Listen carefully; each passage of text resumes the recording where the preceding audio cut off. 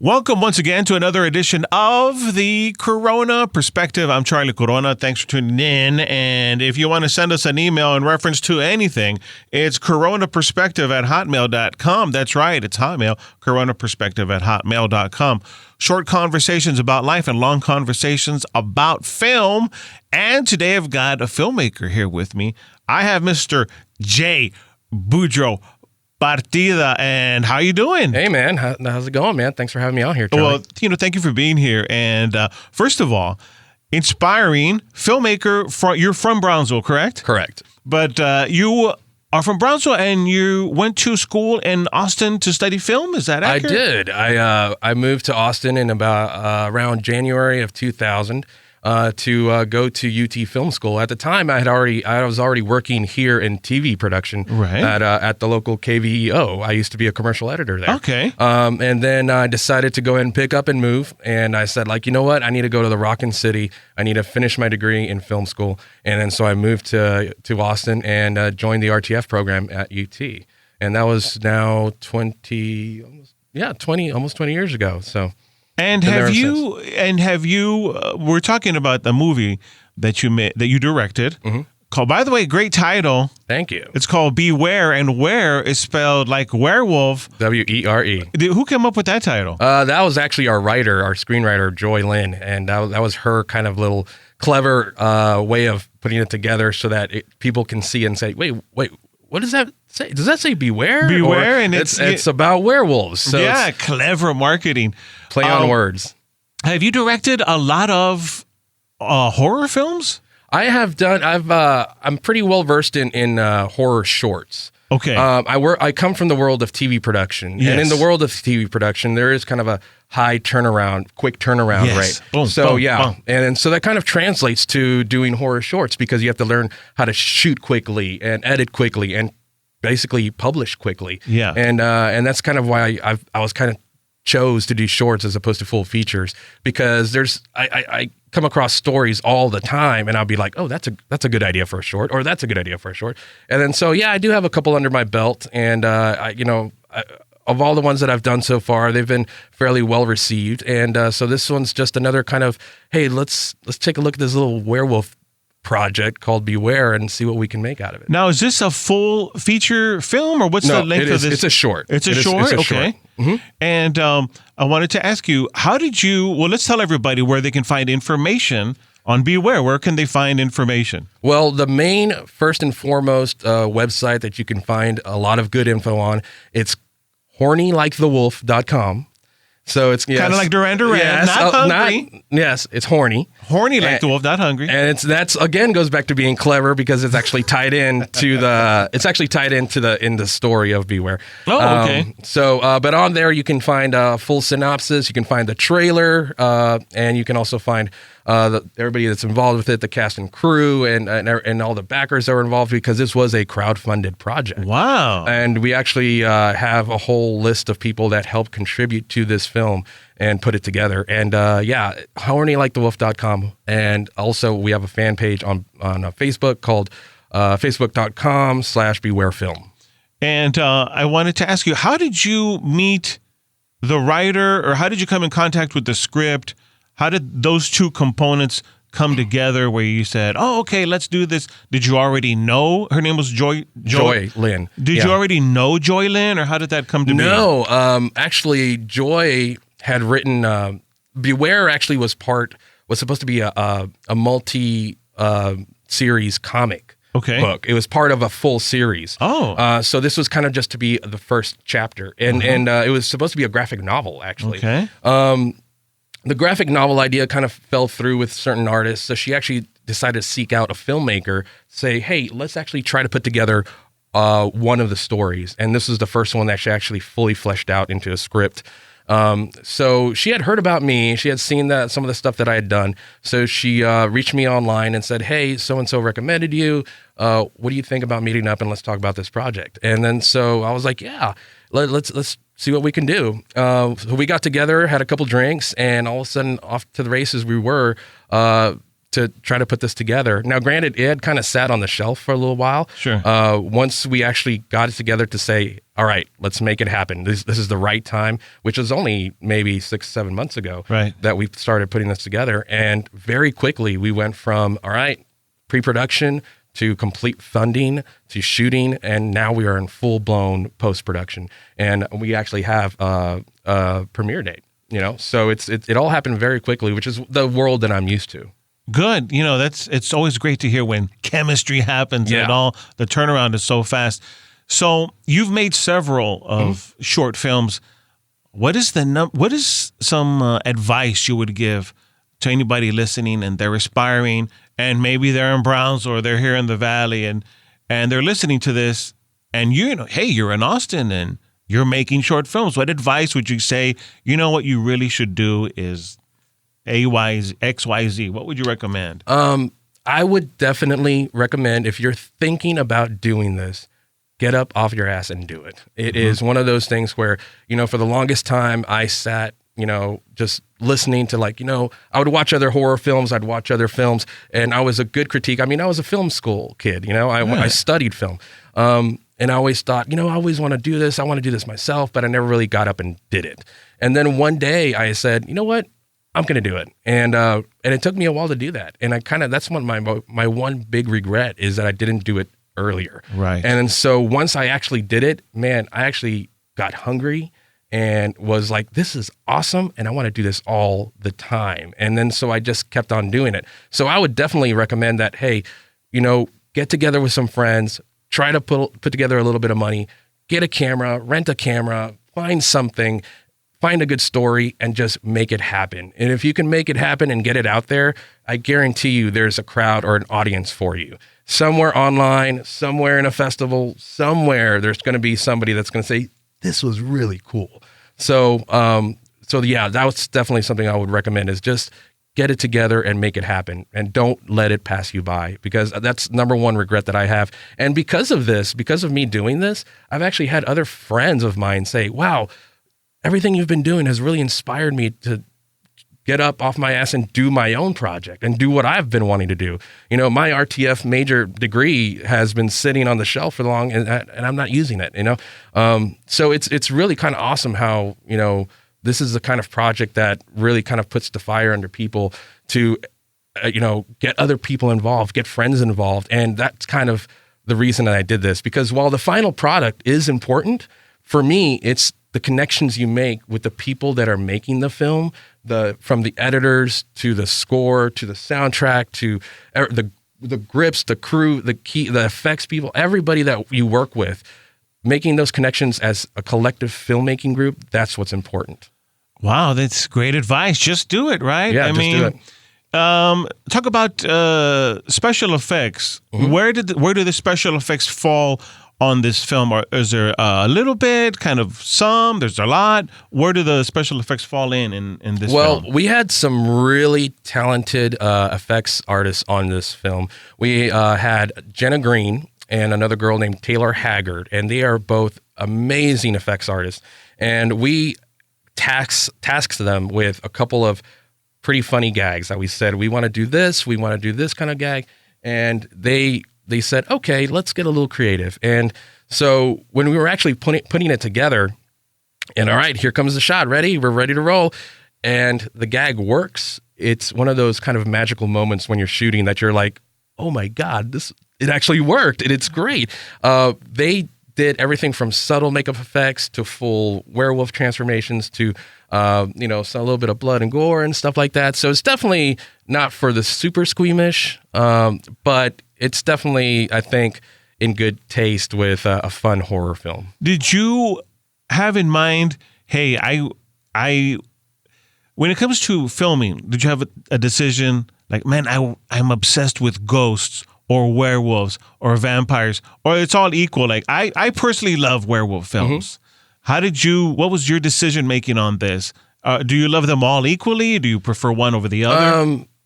I'm a big, this film is highly inspired and kind of has its veins in the tradition of the old EC comics, the Tales from the Crypt, the Yeah. Vault of Horror. It's very much in the vein of those types of stories, where it's a short story about revenge and comeuppance and basically, you know, somebody gets what's coming to them kind of thing, which is what it really attracted me to this script in the first place.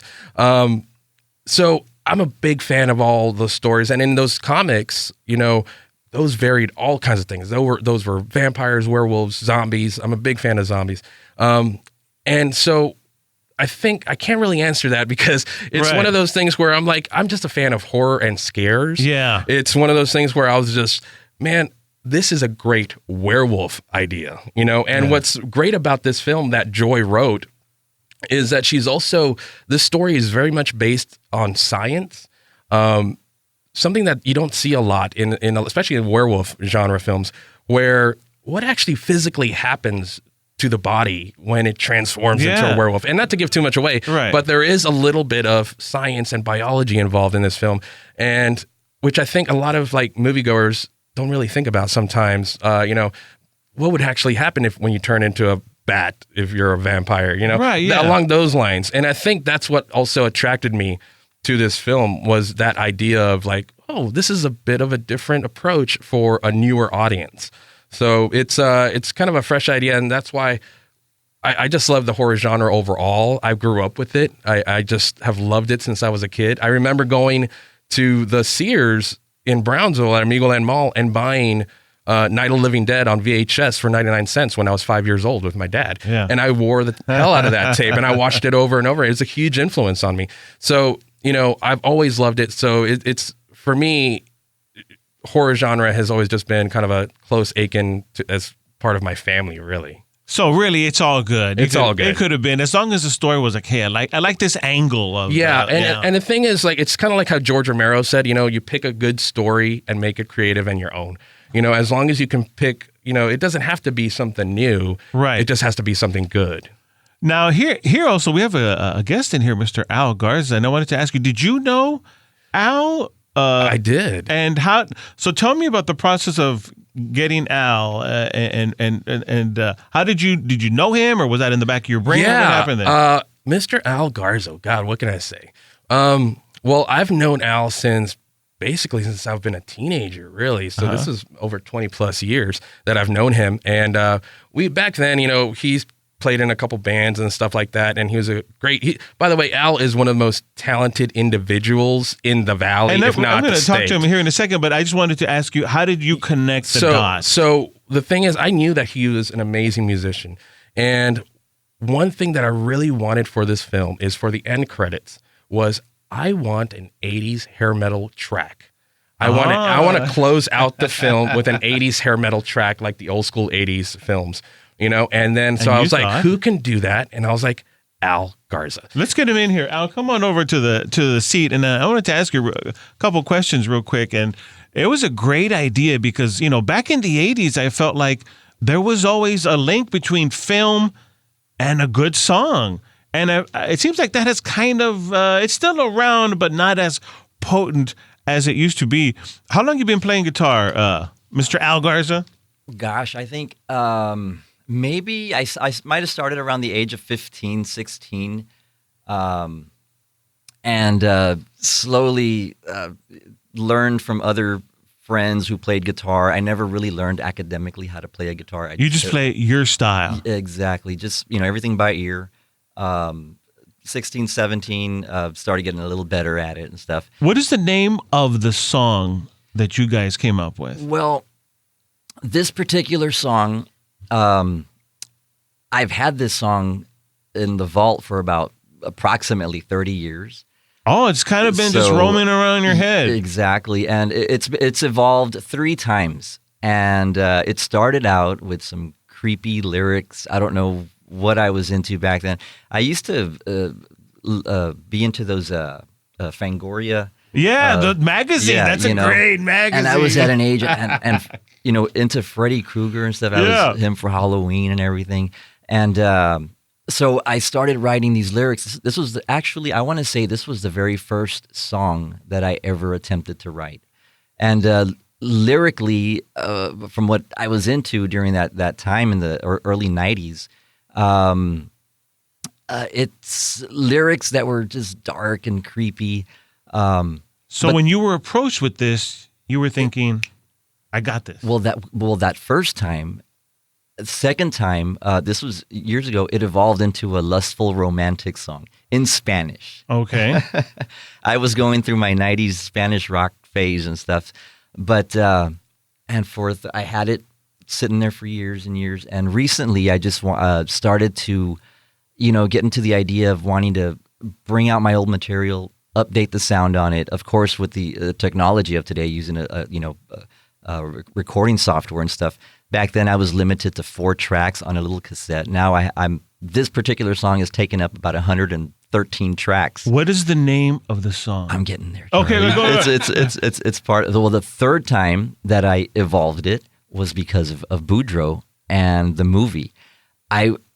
It's always hard for me to come up with a topic to write about. And this particular topic about a werewolf. And I was like, you know what? I'm going to go back to the original idea that I had, tweak some lyrics around. Lyrics just started coming out of my brain like it was someone just opened a faucet and it was just gushing out. The floodgates. Exactly. So, and I figured, you know what? I got to make this thing custom for this movie. And the title of the movie, Beware, right. Spelled the way it is. So I was thinking, okay, I've got to incorporate that word in there somewhere. So I did, and the chorus of the song it goes "Beware the night." So spelled Bewere, right? The night. So it's got a lot deeper meaning in there and stuff. So the title of the track is "Beware the night," and it has it even sounds 80s.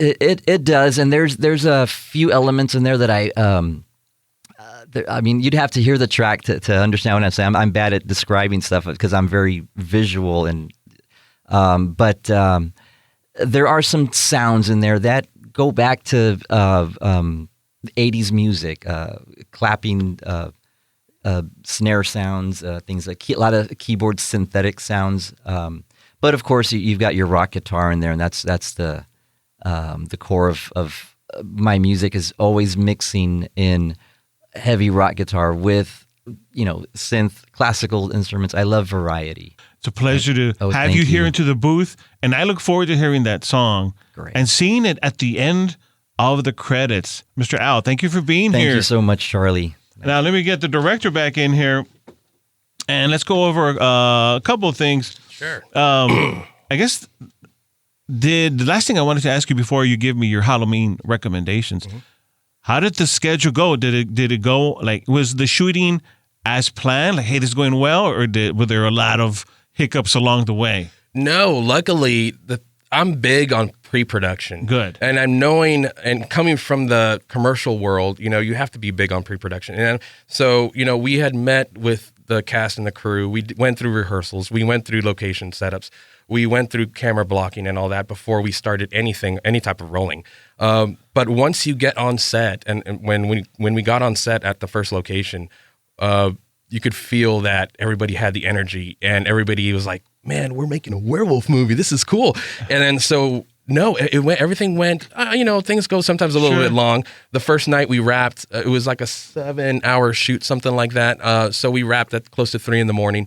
But when you have this much, when you have this many people that believe in the project, they are all passionate and behind you. And really, I'm just kind of like the quarterback. And I just say, "Look, guys, we're making a werewolf movie. How cool is this? Look at those effects. Look at this. Look at the guys, contacts, and look at the fangs, and look." And you kind of just help lead the crew. And so, for the most part, everything went on schedule, and we shot a majority of it within 1 weekend. When we were talking about earlier, what recommendations do we give? You said, well, number one, just go for it. But just hearing you describe things, get everything ready as much as humanly possible. You get everything ready ahead of time. That saves you a lot of headache in the back end. Yeah. Because now, I mean, we're literally like at the tail end of post-production where we already have a premiere date, and we already are, the film is already it's in sound design now. It's in the final stages. But all of that is because we, scheduled the shooting accordingly. I'm also the editor. So as we are shooting this, I'm also kind of putting it together in my head. I kind of already know, oh, okay, I got that shot, I got this shot, and now I just need a pickup shot from here, and I think I can make it work if I cover this. I'm building it as I shoot it. And so that's kind of like, and that comes from years of experience of doing commercial production and TV production. So yeah, it's kind of been a real treat and kind of a real fun ride to just put this together and say, man, we're putting together a werewolf movie, and it's actually going to premiere in a theater in front of all these hundreds of people, and it's a real wild ride. The premiere date is? It is Tuesday, October 29th in Austin, Texas. Awesome. Here with Mr. J. Budro Partida, who is an expert, you would say, on horror films, would you say? Well, I'm a big fan. Sure, I'm an aficionado, sure. Maybe. But I mean, our lead actor Joseph Fatinos, he I would consider an expert. I'm good, but that guy's an encyclopedia of horror. Let's talk about your recommendations for Halloween. Sure. And everyone knows the same stuff, Freddy Krueger, Jason, blah, blah, blah. Give me something that you want to recommend people see. Well, I was kind of mulled this over just minutes before we started rolling, and I kind of jotted some things down. I am big in a lot of the classic horror films of yesteryear, if you don't mind. But I'm going to throw out a couple of newer recommendations. First and foremost, Mercy Black on Netflix, and the director is Owen Edgerton. He does an amazing job of creating fear and tension, and is actually shot locally in the Central Texas area. Oh, really? He's an Austin filmmaker, and he's a good friend, and he just has kicked ass lately. He also did Bloodfest. Check that out. That's streaming also, but check out Mercy Black.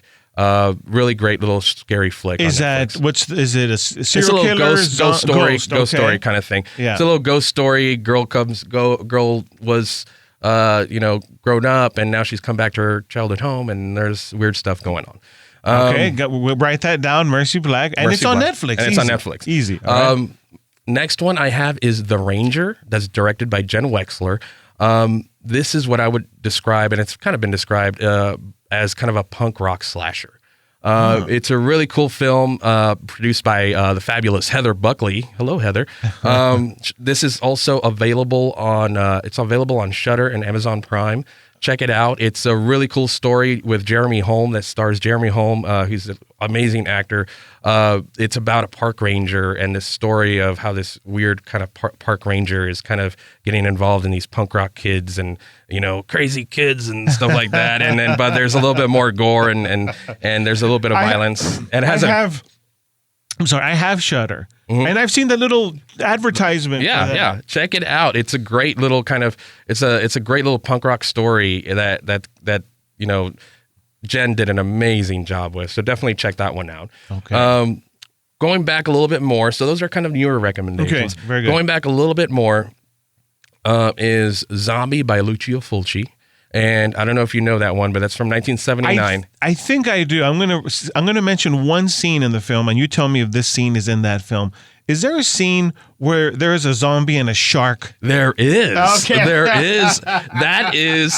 That is the only, as far as I know, the only shark/zombie fight on film. I know, and not only that, the budget on this film, it's called Zombie, right? Zombie, yes. The budget, it couldn't have been that. No, it couldn't have been, and I don't know, and then to get a shark? Yeah, fighting a zombie? They were what was funny is that they were trying to cash in on the Jaws. money. Well, no, not exactly. They were trying to cash in on the success of Dawn of the Dead. Oh. And so they said, we got to do something here in Italy. And then so Lucio Fulci said, well, I can do something. And they would do pickup shots in Italy and in New York real quickly.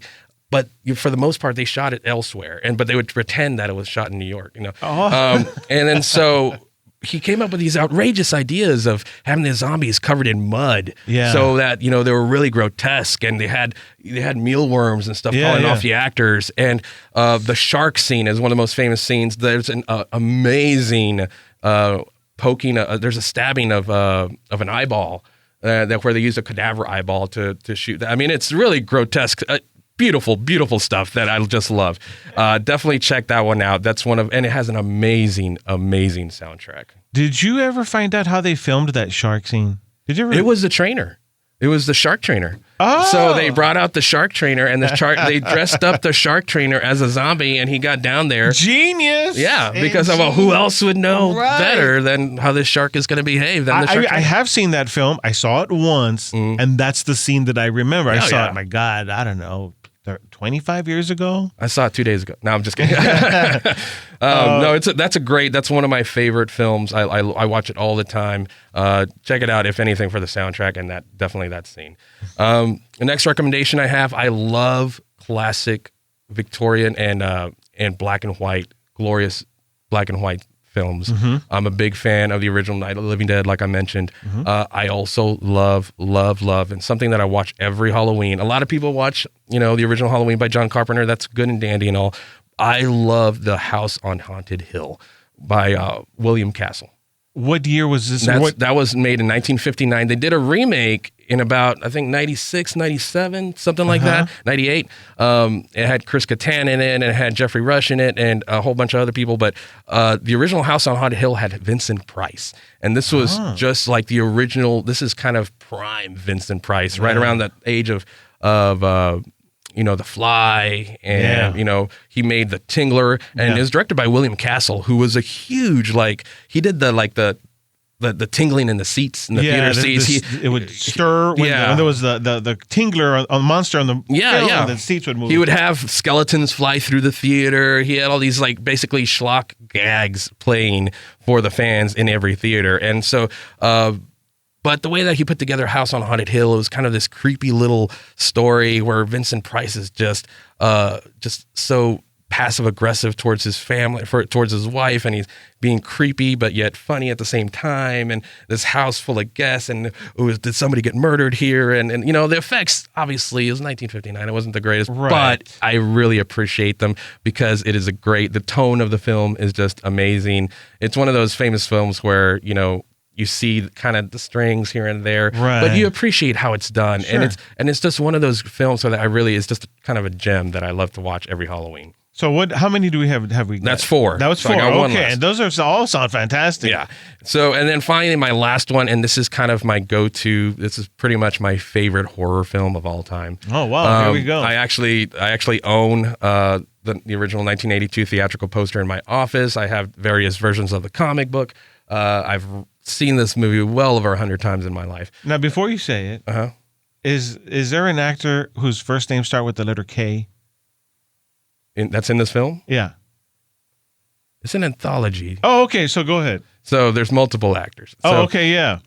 But I am talking about the 1982 George Romero classic, which I consider a classic, is Creepshow. Creepshow. Oh, yeah. Creepshow. And I love Creepshow. I've seen it so many times. And I just love the way that the wraparound story with the kid, who's actually Stephen King's son. But there is, Father's Day, Something That Tied You Over, The Lonesome Death of Jordy Verrill, The Crate, and They're Creeping Up on You. All those 5 stories are just amazing, just little short. And again, they go back to the EC comics, which is what George Romero and Stephen King tried to put together. They said, we really love these comics. What would it be like if we did it? And that's what they came up with was Creepshow. Does Ted Danson come out? Yes, Ted Danson. Ted Danson, and then and Leslie Nielsen. Ted Danson and Leslie Nielsen, and that's where Ted Danson plays this young lover that steals his wife. And then so Leslie Nielsen gets Ted Danson, and he goes and he takes him to the beach, and he buries him up to his neck in sand, and the tide is about to come in. And then basically kind of the zombie versions of the Ted. It is a great poster. Yeah, that is a fantastic poster. That's one of those things where I loved going through the videotape store here in Brownsville when I was a kid and looking at all the VHS covers, and that was always one that popped out at me. Horror film posters remind me of heavy metal album covers. Yeah. You need to convey a lot, tell the whole story. You get the gist of it. Now, what I thought you were going to say is your favorite film of all time, and you said 82, and I don't know when this film came out, but one of my favorite films of all time is The Thing with Kurt Russell. That's why I said John Carpenter. It's an amazing one. And I go, I wonder if he's going to say the Thing with Kurt Russell, but... that's definitely my top 10, for sure. Yes. I mean, I love the concept of who is the one, who is the thing. Soundtrack alone is creepy to Yes. just scare you. Like, what is happening in this like Arctic? It's that's a great And film. the suspense when they're all tied to the chairs. And the blood and everything. Oh man, I love that movie. And the thing is, like, if you look back at that film, a lot of people kind of give it like, well, look at the the effects and they're kind of looks funny, fake. like it's fake, and like no man, look at the story, look at the terror that they created, and if you look at like yes, you can kind of see how the strings are there, but you know what? The story is what makes this such a great film, and the dog, and just they came out with a prequel a couple of years ago. I saw that, yeah. and so that's how much that there was like, well, man, not just for money wise, but a lot of people said, well, let's see if we can bring back that story because it's a great film. That is what I do consider actually kind of like that. I put that up on par with Halloween of how great of a horror film that is. Oh yeah, and the absolutely. soundtrack by Ennio Morricone, it's just amazing. I love that film. Well, it was great meeting you, and Yeah. we want to remind everybody, go look for Bewere. That's Bewere, correct? Correct. And it was great having you here in the studio. Thank you for having us. Thanks for coming to the Corona Perspective. We want to thank you for listening as well. If you want to send any questions or comments, go to coronaperspective@hotmail.com. Charlie Corona signing off. Remember, hey, do your part. Please help control overpopulation, and please have your children spayed and or neutered.